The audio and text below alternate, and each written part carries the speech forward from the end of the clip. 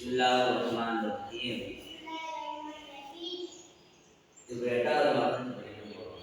7 மகரஜ் அல்ஹம்துலில்லாஹ் படிச்சாச்சு. எட்டாவது மகரஜ் என்னன்னு கேட்டா லாம். என்னது? இது நாவின் முன்னோரமும் அதன் மேல் முரசும் சேர்ந்து விளையாடும். அதாவது நாவின் முன்னோரம்னா முன்னாடி உள்ள இந்த சைடு உள்ளாக இருக்குல்ல, இந்த சைடும் அதன் மேல் முரசு அதுக்கு நேரம் மேல இருக்குல்ல, மேல இந்த பகுதி அதன் மேல் முரசு. சரியா? அது ரெண்டும் ஜாயிதாக நாம் புரியுதா? விளங்குதா உங்களுக்கு? நாவின் முன்னோரமும் அதன் மேல் முரசும் சேர்ந்து லாபடியாகும். நாம் சொல்லும் போது சொல்லும்போது தெளிவா தெரியும். ரொம்ப சிம்பிளான ஒன்று. சரியா?